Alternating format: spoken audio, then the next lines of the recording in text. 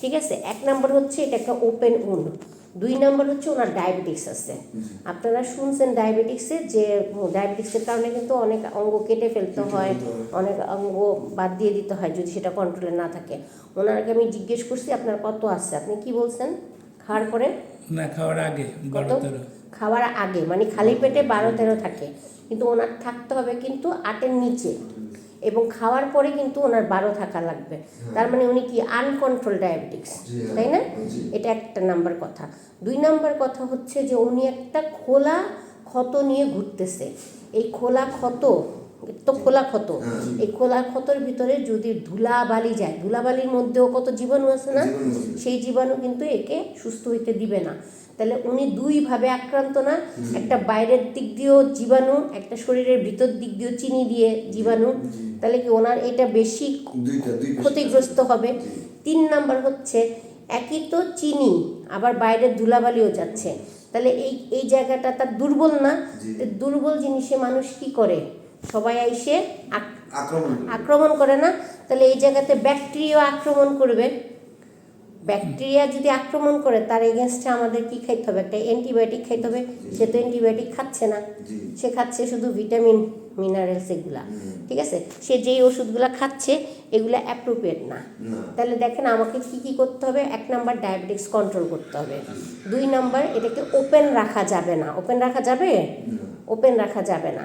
3 number কি করতে হবে, আমাকে অ্যাপ্রোপ্রিয়েট ওষুধ খাইতে হবে, যেই ওষুধটা আমার এটার জন্য দরকার, ঠিক আছে। তাহলে প্রথম যেটা করতে হবে আপনাকে খাবার কন্ট্রোল করতে হবে। আপনি কি কি খাইতে পারবেন, কি কি খাইতে পারবেন না আমি বলি। আপনি 3 বেলা যদি খান, আপনাকে 6 বেলা খাবার পারমিশন আমি দিলাম, কিন্তু হ্যাঁ বারবার খাবে, কোনো সমস্যা নাই, কিন্তু আপনি এখন থেকে টক আর টক খাবেন, যত টক আপনি খাইতে পারেন। তাই বলে তেঁতুল বলি নেই, কিন্তু শুধু লেবু খাবেন তা কিন্তু বলি নেই। মোট কথা আপনি টক জাতীয় ফল খাবেন, যাতে আপনার এই ভিটামিন সিটা খাওয়া না লাগে। মানে এই ভিটামিন সির একটা ট্যাবলেট আপনার এত বড় দেহটার জন্য পর্যাপ্ত না এই পর্যন্ত আসার জন্য, ঠিক আছে। সো আপনি খাবার কি কি খাবেন, আপনি ভাত একদম খাবেন না, চিনি একদম খাবেন না, ঠিক আছে। চিনি মিষ্টি এগুলো একদম খাবেন না। যতটুকু ভাত না খেলে না ততটুকু খাবেন, রুটি যতটুকু খাওয়ার দরকার ততটুকু, কিন্তু খাবেন কি বেশি বেশি সবজি খাবেন আপনি, বেশি বেশি মাছ মাংস খাবেন। 3 টুকরা মাছ খাইতে পারবেন আপনি, 2 টুকরা মাংস খাইতে পারবেন আপনি, কথা বুঝছেন। ডিমের সাদা অংশ খাবেন। আপনার কোলেস্ট্রল থাকতে পারে হাই, আপনি যদি কোনো ডায়াবেটিক্স, তারপর প্রেশার এবং হার্টের জন্য কোনো ওষুধ খায় থাকেন, সেগুলোতে আমি টাচ করবো না, ধরবো না, ঠিক আছে। আচ্ছা, কিন্তু ডায়াবেটিক্সের ওষুধ আপনি খান, সেটা এমারিল 2 খাই আর কমিট 500 খাই। হ্যাঁ, সেটা আপনি কমিটটা 3 বেলা করে ফেলবেন, ঠিক আছে। আর ওইটা যেভাবে খাচ্ছেন সেভাবেই খাবেন, কোনো সমস্যা নেই। এখন আসি এটা পরিষ্কারের ব্যাপারে। আপনি একটা নর্মাল স্যালাইন কিনবেন। নর্মাল স্যালাইন আমরা গায়ের শরীরে ঝুলাই না, ওরকম নর্মাল স্যালাইনের একটা বোতল কিনতে পাওয়া যায়, আপনি ওইটা কিনবেন। এই নর্মাল স্যালাইন ছাড়া আপনি এইখানে কোনো কিছু লাগাবেন না।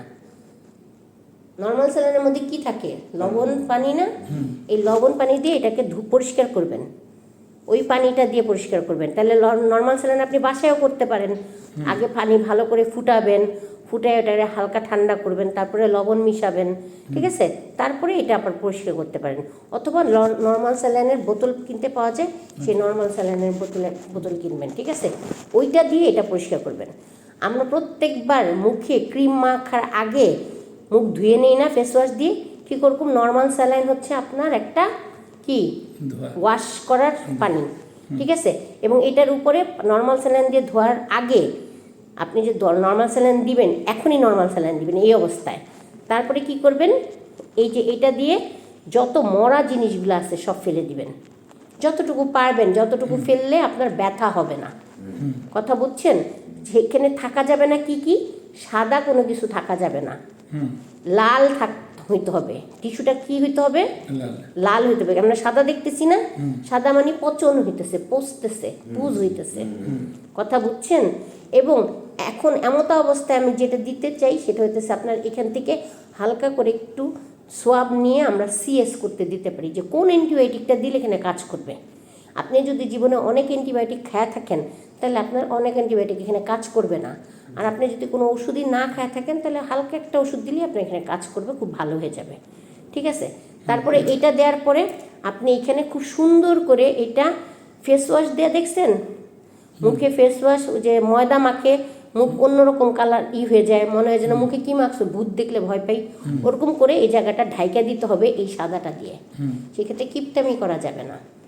করার পরে এই যে এরকম একটা জালি কাপড় আছে না, এই যে এই যে এই যে এই যে এই যে গজ, এই গজ দিয়ে যখন আপনি কাজে থাকবেন, বাইরে থাকবেন, বাসার বাইরে, তখন এটাকে দিয়ে পেঁচায় রাখতে হবে। আর যখন আপনি বাসায় যাবেন তখন আবার এটাকে ওপেন রাখতে হবে।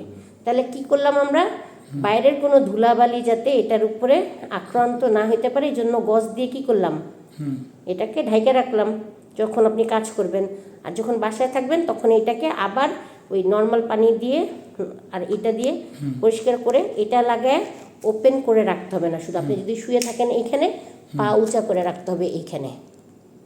দেখছেন পা কোথায় উঁচা করে রাখতে হবে, শোয়া নর্মাল থেকে এই উপরে। কেন, এই যে আপনি বলছেন পা ফুলে যাইতেছে, আপনি তো কাজ করতে পারবেন না, আপনার তো ডায়াবেটিস, আপনার পায়ের পানি, পায়ের রক্ত তো হার্ট পর্যন্ত নিয়ে যাওয়ার মতো শরীরের সেই মেকানিজম নাই। পায়ের জিনিসগুলো তো আমরা গ্র্যাভিটির উল্টা, মানে কষ্ট করে উঠাই না, সে চাক্কলের মতো নিচে থেকে উপরে উঠাইতে হয় না, পা থেকে রক্ত উপরে যাইতে হলে তো শরীরে অনেক শক্তি লাগে নাকি, সেই জিনিসটা আপনার ডায়াবেটিক্সের কারণে দুর্বল হয়ে গেছে না, তো সেটা উঠানোর জন্য আপনাকে কী করতে হবে, পা উঁচা করে রাখলে অটোমেটিক আপনার চলে যেতেছে, কষ্ট করা লাগতেছে না। সারাদিন তো পা নিচা করেছিলেন, কিন্তু বাসা যাওয়ার পরে পা উঁচা করে রাখলেন না, ওটা করতে হবে। আর আপনার ওয়াইফকে আপনাকে যদি চিনি দেয় তার নামে কেস করব আমি, আপনাকে যদি ভাত দেয় তাহলে কেস করবো আমি, এবং আপনাকে যদি ফ্রুটস না দেয় তাহলে কেস করবো আমি। বুঝছেন কি বলছি? আর আপনি যদি এখন অ্যান্টিবায়োটিক না খান, আর যেভাবে বলছি এভাবে না চলেন, এই দুজনের নামেও কেস করবো আমি, আপনার নামে কিছু করবো না। আপনি কিন্তু বিপদমুক্ত, কিন্তু কারণ কি, ওনাকে শোনাবেন কিন্তু, কারণ ওনার এই পা যদি ক্ষত হয়, আরও যদি কঠিন হয়, হাজার লক্ষ লক্ষ টাকা দিয়েও কিন্তু সারাইতে পারবেন না। হ্যাঁ, বুঝতে পারছেন?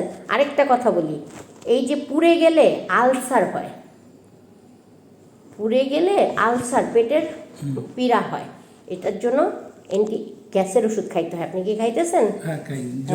তাহলে গ্যাসের ওষুধ খাইতে হবে, এবং আপনাকে বলছি 3 বেলার জায়গায় 6 বেলা খাবেন।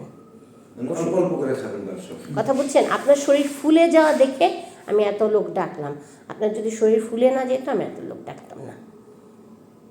বুঝতে পারছেন কি